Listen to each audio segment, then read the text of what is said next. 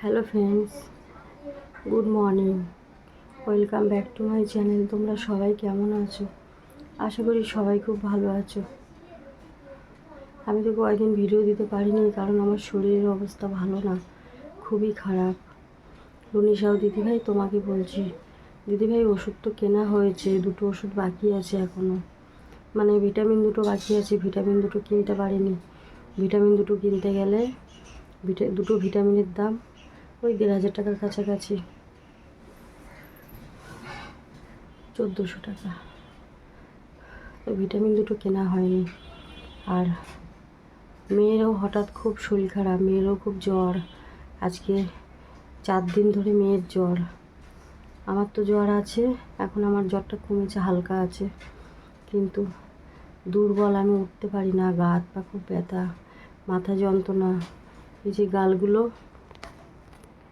এই যে এইগুলো সব ফোলাটা কমেছিল না, এই দেখো আবার বেড়েছে ফোলাটা। ওই যে ওষুধটা কয়েকদিন বন্ধ ছিল, কিনতে পারিনি, তার জন্যে। প্রত্যেক মাসে কি 7,000 টাকার ওষুধ কিনে খাওয়া সম্ভব? আমি তো কাজ করতে পারি না, যদি কাজ করতে পারতাম তাহলে হয়তো কিনতে পারতাম বন্ধুরা। তো তোমরা এখানে যেটুকু দাও ওটা দিয়েই আমার চলে। ওষুধ খাই, খাবার খাই, সব এখান থেকেই, এছাড়া কেউ নেই বন্ধুরা। আর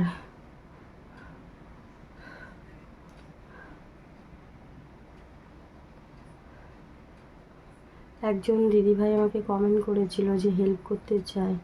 তো দিদিভাই তোমাকে বলছি, আমার নাম্বার দেওয়া আছে, ডিসক্রিপশানে নাম্বার আছে, দেখো ওখানে নাম্বার পেয়ে যাবে। তোমরা যদি পারো আমাকে একটু একটু করে, কেউ সবাই কিছু কিছু করে হেল্প করো, একটু সাহায্য করো, আর্থিক সাহায্য করো, আমি যাতে ওষুধগুলো কিনে খেতে পারি। 6 মাস আমাকে ওষুধ খেতে হবে, ডাক্তার বলেছে, তাহলে গলার ফোলাটা ঠিক হবে। আর দুর্বল, আমি তো উঠতে পারি না, বসতে পারি না, হাঁটাচলা করতে পারছি না। হাঁটাচলাটা করতে পারতাম, এখন আবার হাঁটাচলাটা করতে পারছি না, কারণ ওষুধটা বন্ধ ছিল, তার জন্য হাঁটাচলাটা করতে পারছি না। দুর্বল হয়ে গেছি, এতটা দুর্বল যে বসে থাকতে পারি না, শুয়ে থাকতে পারি না, ব্যথা যন্ত্রণার জন্যে।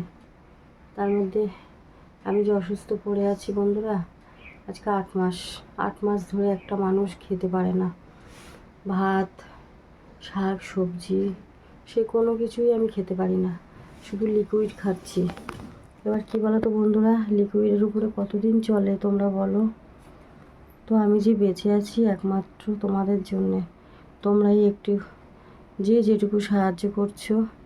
আর উনিশাও দিদিভাই তো এর আগে খাবার কিনে পাঠিয়েছিল, ঘরে চাল টাল সব পাঠিয়েছিল, ওটাই চলছে। কিন্তু কতদিন আমি সুস্থ না হলে তো কাজে বেরোতে পারবো না। আর আমি তো এখন মানে হাঁটাই চলা করতে পারি না, খুব হাঁপিয়ে যাই, কথা বলতে পারছি না। তাহলে আমি যে উঠে দাঁড়াবো সেইটুকু শক্তি নেই আমার। গলায় এই যেটা পেঁচিয়ে রেখেছি, কেন গলাটা ফুলেছে আমার আবার, এই যে গলাটা ফুলে যে যন্ত্রণাতে ব্যথা হয়ে আছে।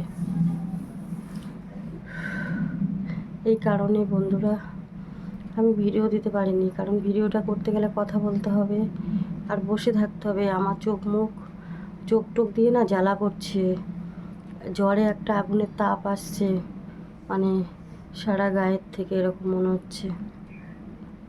তো তাকাতে পারছি না, বসতে পারছি না, কি করে আমি ভিডিওটা করব? এই জন্য ভিডিও দিতে পারিনি। চেষ্টা করব ভিডিওটা যাতে তোমাদের দিতে পারি, তোমরা তো জানতে পারো না, না দিলে তো জানতে পারবে না। তরুণী সাহ দিদিভাই বলেছিল আমাকে আমি কেমন আছি। তো দিদিভাই আমি ভালো নেই, আমার শরীরের অবস্থা খুব খারাপ, কারণ ওষুধটা আমি কিনেছি অনেক দেরি করে, তাও সব ওষুধ কেনা হয়নি। আর ভিটামিন যেটা দিয়েছি খেতে, ওটা তো কেনাই হয়নি, তো ভিটামিনটাও খেতে পারছি না। আর ভিটামিন না খেলে যেহেতু আমি কোনো কিছু খেতে পারি না, খাবার ভাত টাত, ওই লিকুইড খেয়েই আমাকে থাকতে হয়, ডালিয়া, সুজি আর ওটস, এটাই খাই আমি একমাত্র, ছাতু। এই কারণে বন্ধুরা আমি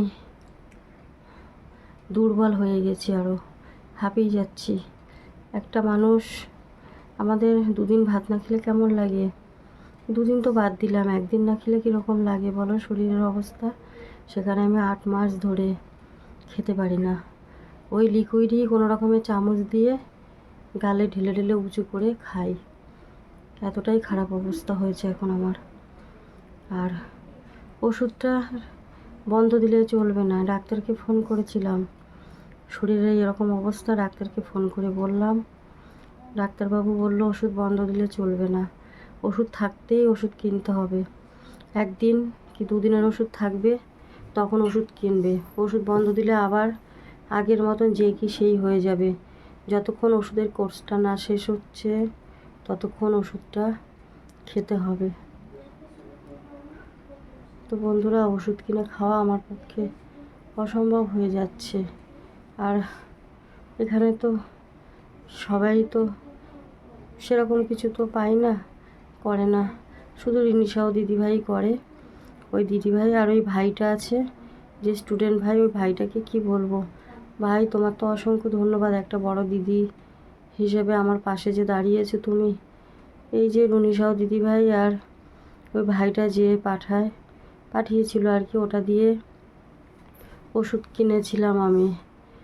সব ওষুধ এখনও হয়নি, কটা ওষুধ বাকি আছে। আর ভিটামিন 2টো পারিনি কিনতে, বাকি রয়েছে। ভিটামিন 2টো কিনতেই 1,500 টাকার কাছাকাছি লেগে যাবে, তো কিনতে পারিনি বন্ধুরা। আর ভিটামিন না খেলে, যেহেতু খাবার খেতে পারি না, এই কারণে আমাকে ভিটামিন দিয়েছে গরম জলে গুলে, গরম দুধের মধ্যে গুলে খেতে।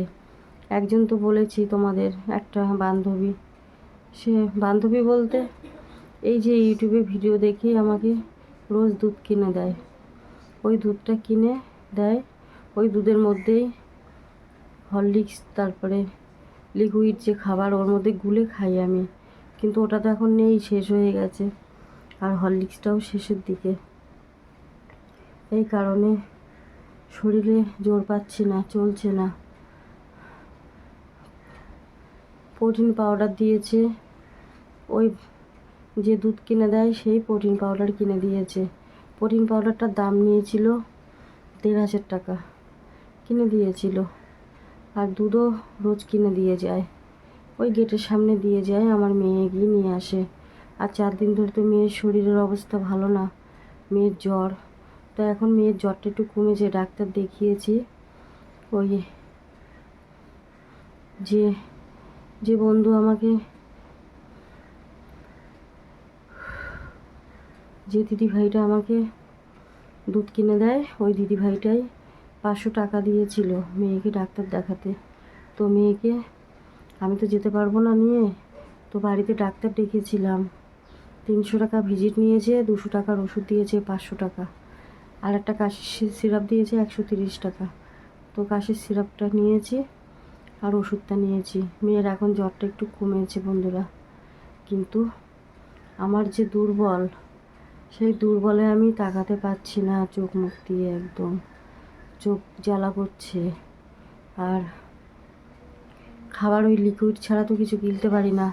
গলার এই যে ফোলাটা এখনও যায়নি, দেখো, দেখেছো গলার ফোলাটা আছে এখনও, কমেছিল কিন্তু ওষুধ বন্ধ দেওয়ার পরে বেড়েছে, তো এখনও যায়নি।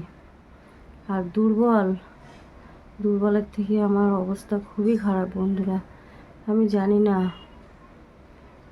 আমি কবে সুস্থ হব, কিভাবে সুস্থ হব। তোমরা একটু আমাকে সাপোর্ট করো, যাতে আমার ভিডিওগুলো একটু বেশি বেশি করে শেয়ার করো বন্ধুরা, সবার কাছে পৌঁছায়। একটা করে লাইক করে দিও, শেয়ার করো। আর নতুন বন্ধু হলে আমার পাশে একটু দাঁড়াও, চ্যানেলটা সাবস্ক্রাইব করে পাশে থেকো।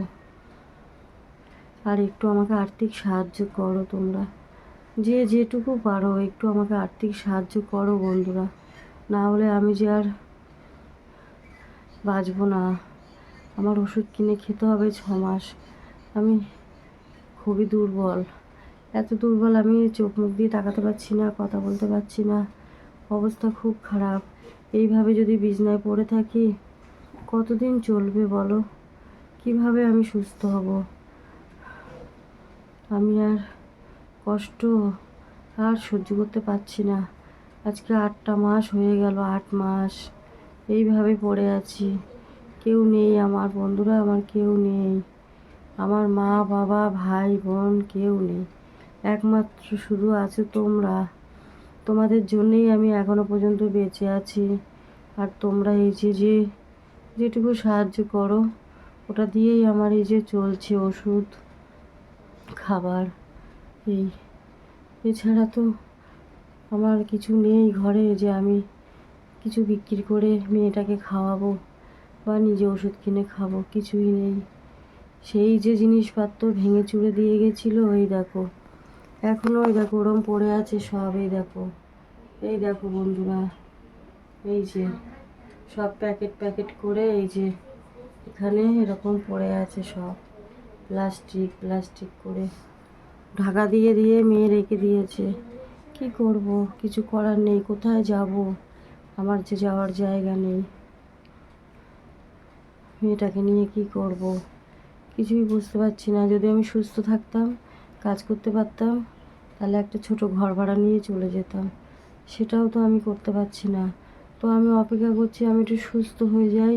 তাদেরকে হাতে পায়ে ধরেছি, আমাকে একটু সুস্থ হতে দাও, আমি সুস্থ হলে চলে যাবো, এখানে থাকবো না বলেছি। তো জানি না। তো যাই হোক বন্ধুরা, ভিডিওটা এখানে শেষ করছি। তোমরা সবাই ভালো থেকো, সুস্থ থেকো, সাবধানে থেকো। এখন সবার জ্বর হচ্ছে, টাইফয়েড জ্বর, নিউমোনিয়া অনেকেরই হচ্ছে। তো সবাই সাবধানে থেকো। আর আমার পাশে একটু দাঁড়াও, একটু আমাকে আর্থিক সাহায্য করো তোমরা। আমার যে কেউ নেই, একটু আর্থিক সাহায্য করো বন্ধুরা, যাতে আমি একটু সুস্থ হতে পারি, ওষুধগুলো কিনে খেতে পারি। সবাই ভালো থেকো, সুস্থ থেকো।